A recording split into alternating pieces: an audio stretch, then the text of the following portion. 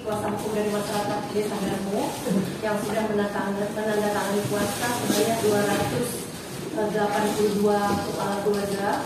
Kami di sini beserta rombongan Bapak, ini Pak Ridwan Hayatuddin, beliau juga merangkap sebagai Ketua Pimpinan Wilayah Muhammadiyah Sumatera Selatan. Tapi kapasitas kami di sini sebagai advokat. Ada Nadine Hakim di belakang juga baru sampai dari Palembang. Sedangkan saya sendiri sudah dari kemarin karena saya kebetulan adalah putra daerah Desa Darmo. Jadi balik ke dusun dulu, dari rumah Pak Bapak. Ya, saya keponakan Abadi Bedarmo, mungkin almarhum. Jadi ibu saya itu anak ketiga dan almarhum Abadi Darmo itu anak kedua. Jadi balik dusun namanya Pak. Ya, pulang kampung. Jadi terima kasih kami sampaikan kepada Forkopimda Kabupaten Blora ini. Tentunya Pak Kapolres yang kerja, ya. Surat kami sudah keluar Pak Kapolres ini. Jadi saya dan kuasa hukum merasa sangat senang sekali berada di forum ini, apalagi Pak Asisten tadi sudah bilang ini dalam rangka mencari solusi yang terbaik untuk kita semua. Jadi ada beberapa hal yang ingin kami sampaikan. Kami hadir bersama Kepala Desa Pak Ilwan sana, tapi agak jauh duduknya. Jadi yang kami ingin sampaikan adalah pertama-tama menyambut dari yang disampaikan oleh DTPA. Jadi kami bersilaturahmi dengan mereka, ternyata kami mendapatkan dokumen bahwa ini sudah dimulai dari tahun 2022. Ada dokumen absensi, notulen rapat sebenarnya sudah hampir 3 tahun. Tapi mungkin puncaknya yang disampaikan oleh perwakilan DTPA itu 1 tahun terakhir. Artinya kenapa mereka meminta pendampingan dari kuasa hukum, karena bahasanya itu sudah capek Pak. Capek nanti ada hal-hal yang tidak kita inginkan kalau capek itu kan. Nah, jadi kami mendampingi, apalagi saya putra daerah merasa ada beban moral supaya ini bisa selesai dengan baik. Nah jadi Pak Asisten tadi bilang ini supaya mengurus dulu. Jadi tadi disampaikan oleh PTBA maupun dari MHP dan dari Kehutanan. Ada satu hal yang paling penting yang ingin kami sampaikan, bahwa masyarakat Desa Darmo itu mengetahui itu kawasan hutan baru tahun 2020.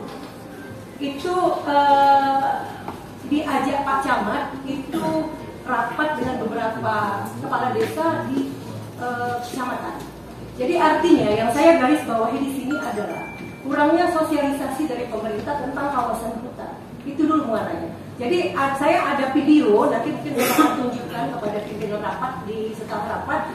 Itu kepala pemangku adat, namanya Pak Erlan, dia sudah 3 periode Pak Erlan ya, yang menyatakan dan bersaksi, berani menyebut atas nama Allah di dalam video tersebut bahwa memang masyarakatnya tidak tahu hari itu sudah menjadi kawasan hutan.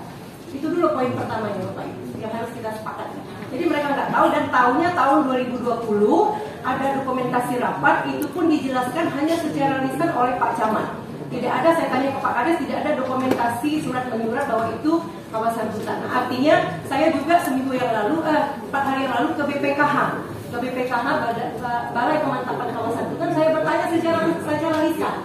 Ternyata harus pakai surat Pak. Jadi saya sanjau bahasanya itu, saya bilang bagaimana mekanisme penetapan kawasan hutan? Karena di dalam Undang-Undang 41/99 tentang kehutanan ada mekanisme yang harus dilalui. Tidak kucuk-kucuk langsung pengukuhan kawasan hutan. Ada inventarisasi hutan, melibatkan masyarakat setempat. Nah ternyata memang setelah disampaikan oleh Bapak dari Kehutanan tadi, ternyata itu memang sudah terjadi dari 1982. Bahkan registernya dari zaman Belanda. Nah itu pun baru kami ketahui hari ini Bapak. Karena memang Pak Elwan sendiri masyarakat belum tahu kalau seperti itu ya, benar Pak ya, nggak tahu. Nah ketidaktahuan masyarakat ini bukan karena tanda kutip ya, bukan karena suatu kebodohan atau tidak mau tahu, tetapi masyarakat ini kan tidak sampai ke sana mikirnya Pak. Nggak ngerti mereka apa kawasan hutan, apa hutan kawasan. Nah itu kita garis bawahi, tahunnya masyarakat itu tahun 2020. Sedangkan kata Bapak dari Kehutanan tadi sudah terregister sejak 1980, sejak zaman Belanda. Hutan produksi itu diberikan oleh Menteri Kehutanan kepada MHP. Setelah itu EPPKH-nya baru ke PTBA. Jadi humanis sekali hubungan antara MHP dengan masyarakat Desa Darmo, mengelola koperasi cara bersama, pemanfaatannya. Hanya sepotong bagian mobilisasi, penggantian rumah warga. Saya lihat KJPP hanya sepotong-potong, nggak bisa. Undang-undang itu regulasi Perpres harus dibaca secara keseluruhan. Makanya dikatakan Perpres 78 tahun 2023 itu adalah perubahan dari Perpres 62. Berarti Perpres 62 tahun 2018 itu juga harus dibaca. Tidak bisa kita hanya menyebut. Makanya di dalam peraturan perundang-undangan Perpres 78 tahun 2023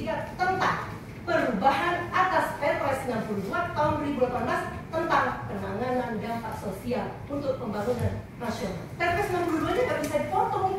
Perwakilan dari PTBA, kita tunjukkan itikat baik di sini, dan kami terus terang sebagai perwakilan masyarakat melihat di forum ini kami sampaikan, karena mungkin sampai detik ini pun penggusuran masih terus berjalan. Kami mau minta dengan siapa itu di stop, Pak? Kalau kata Pak Kapolres tadi, kalau terjadi hal-hal yang tidak diinginkan, siapa yang bertanggung jawab? Saya itu sampai video call, kamu balik ke dusun. Jangan ya. Saya sampaikan sore kemarin, Pak Kapolres saya apresiasi. Pak Kapolres sudah menarik anggotanya.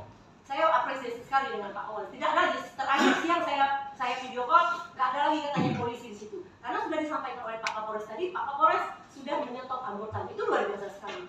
Nah, mungkin itu saja Pak Asisten, tambahan dari saya.